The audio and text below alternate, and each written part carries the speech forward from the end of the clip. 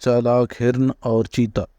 چالاک ہرن نہ صرف اپنی پھرتی اور تیزی کی وجہ سے جنگل میں مشہور تھا بلکہ اپنے نام کی طرح بے حد چالاک بھی تھا۔ ایک دن وہ جنگل میں مزیدار پھلوں اور دوسرے کھانے پینے کی چیزوں کے لیے گھوم رہا تھا۔ اگرچہ وہ بہت چھوٹا تھا مگر وہ بالکل بھی خوفزدہ نہیں تھا۔ اسے پتہ تھا کہ بہت سے بڑے بڑے جانور اسے اپنی خوراک بنانا چاہتے ہیں، لیکن اس کے لیے انہیں چالاک ہرن کو پکڑنا ہوگا، جو قطعی ناممکن تھا۔ اچانک چالاک ہرن کو کسی کے دھاڑنے کی آواز آئی۔ وہ یقیناً ایک چیتا تھا۔ چالاک ہرن، کیسے ہو تم؟ میں بہت بھوکا ہوں، میرے لیے کچھ کرو۔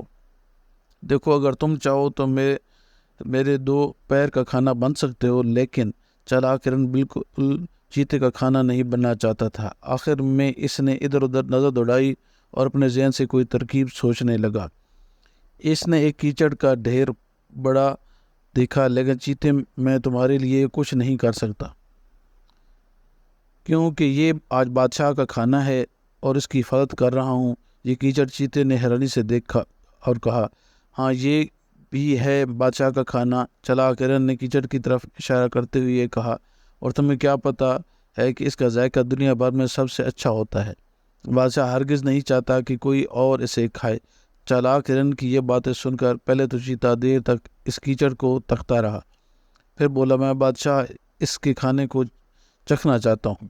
نہیں نہیں چیتے، بادشاہ سلامت بہت غصہ ہوں گے، لیکن صرف تھوڑا سا چکھوں گا، بادشاہ کو اس کا پتہ بھی نہیں چلے گا۔ اچھا تو پھر ایسا کرو کہ مجھے یہاں سے بہت دور جانے دو تاکہ کوئی مجھ پر الزام نہ لگا سکے۔ ٹھیک ہے چالاک ہرن، تم یہاں سے جا سکتے ہو۔ چیتے کا اتنا کہنا تھا کہ چالاک ہرن وہاں سے بھاگ دوڑا، اور وہ جا اور یہ جا۔ اس کے بعد جب چیتے نے وہ مٹی سے بھرا کیچڑ چکھا تو آج تھو کر رہ گیا۔ اس چالاک ہرن کی یہ حرکت بہت بری لگی۔ اس نے سزا دینے کا فیصلہ کیا۔ وہ جانتا تھا کہ اگرچہ چالاک ہرن بہت تیز دوڑتا ہے مگر اس کی رفتار اس سے زیادہ نہیں ہے۔ یہ سوچ کر اس نے پھر چالاک ہرن کا پیچھا کیا۔ بالآخر اس نے چالاک ہرن کو جا لیا۔ چالاک ہرن، تم نے ایک بار پھر مجھے دھوکہ دیا ہے، اب تمہیں میرا کھانا بننا پڑے گا۔ اب چالاک ہرن نے دوبارہ ادھر ادھر دیکھا۔ اس نے ایک شہد کا چھتا نظر آیا۔ اس نے کہا، مگر چیتے، میں آج تمہارا کھانا نہیں بن سکتا۔ کیوں؟ بادشاہ نے مجھے اس ڈول کی حفاظت کرنے کا کہا ہے۔ بادشاہ کا ڈول؟ مگر کہاں؟ چیتے نے حیرانی سے پوچھا۔ یہ رہا۔ چالاک ہرن نے شہد کے چھتے کی طرف اشارہ کرتے ہوئے کہا، اس ڈول کی آواز پوری دنیا میں بہت ہی اچھی ہے، بادشاہ ہرگز نہیں چاہتا کہ کوئی اس کی آواز سنے۔ پھر چیتے نے کہا، لیکن میں اس بادشاہ کے ڈول کو بجا کر دیکھنا چاہتا ہوں۔ نہیں نہیں چیتے، بادشاہ بہت غصہ ہوں گے۔ صرف ایک چھوٹی سی ضرب، صرف ایک مرتبہ جس کا بادشاہ کو پتہ بھی نہیں چلے گا۔ اچھا تو پھر مجھے یہاں سے بھاگنے دو تاکہ مجھ پر الزام نہ آ سکے۔ ٹھیک ہے چالاک ہرن، تم بھاگ سکتے ہو۔ اب تو چالاک ہرن فوراً رفو چکر ہو گیا۔ واہ بھائی، بادشاہ کا ڈول کتنا اچھا ہے، چیتے نے اتنا کہا اور درخت پر چڑھ کر اسے ہاتھ سے ایک ضرب لگائی۔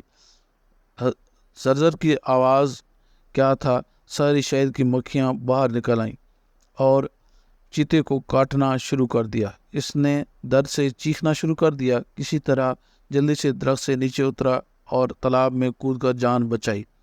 اب تو چیتا غصے میں بھرا ہوا تھا۔ وہ ہر وقت چالاک ہرن کو سبق سکھانا چاہتا تھا۔ اسے پھر دوڑ لگائی اور تیزی سے چالاک ہرن کا پیچھا کرتے ہوئے اسے جا لیا۔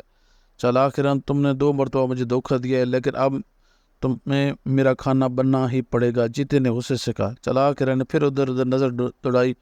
اسے ایک بڑا سا اژدہا نظر آیا۔ وہ اپنا جسم لپیٹ کر مزے سے سو رہا تھا۔